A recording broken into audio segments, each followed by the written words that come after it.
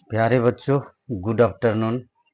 आज आप लोगों को हैव हैज और हैज बीन और हैव बीन के बारे में बता रहा हूँ, कहाँ कहाँ प्रयोग होगा हैव हैज का।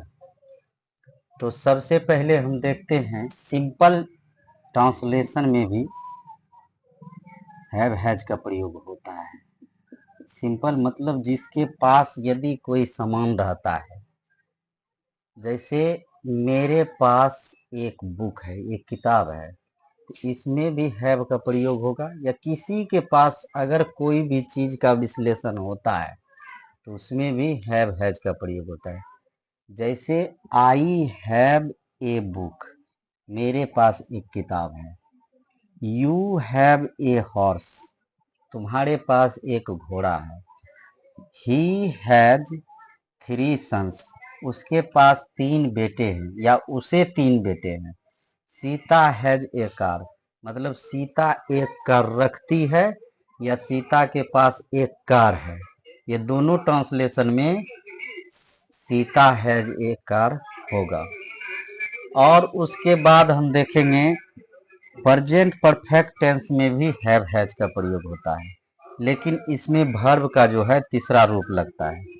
जैसे होगा आपका I have gone to Patna, मतलब मैं पटना जा चुका हूँ।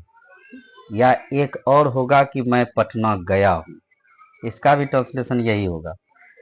ही हैज रिटन ए लेटर, मतलब वह एक पत्र लिख चुका है या वह एक पत्र लिखा है।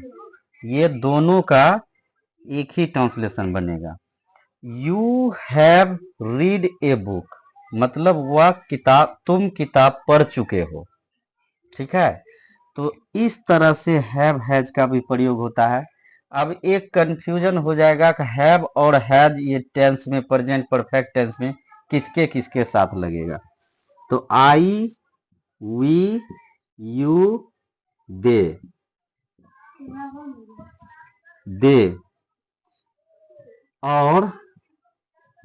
और डबल नाउन, डबल नेम, ये सभी के साथ हैव लगेगा। हैव और हैव जो है ही, सी, इट और नेम एगो नेम, ये सब के साथ आपका हैज का प्रयोग होगा। तो इस तरह से हैव हैज का प्रयोग प्रेजेंट परफेक्ट टेंस में होता है।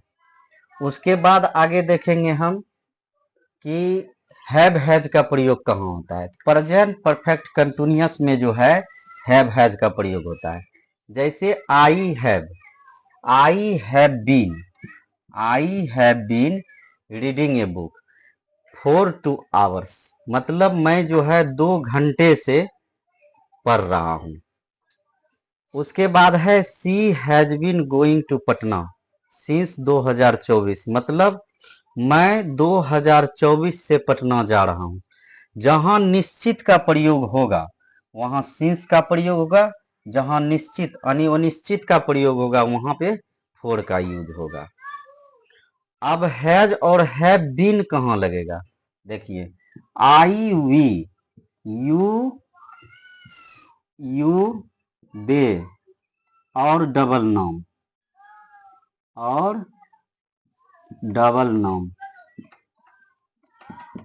नाउन के साथ हैव बीन का प्रयोग।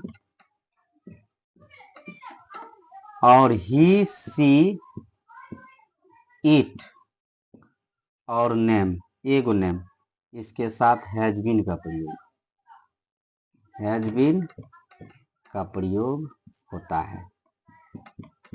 और इसमें जो है वर्ब का चौथा फॉर्म लगेगा, वर्ब का चौथा रूप लगेगा। तो यदि ये वीडियो आप लोग को समझ में आया तो आप लोग लाइक, शेयर, कमेंट जरूर कीजिएगा। यदि समझ में नहीं आता है तो आप लोग थोड़ा पीछे करके भी वीडियो को देखिएगा। धन्यवाद।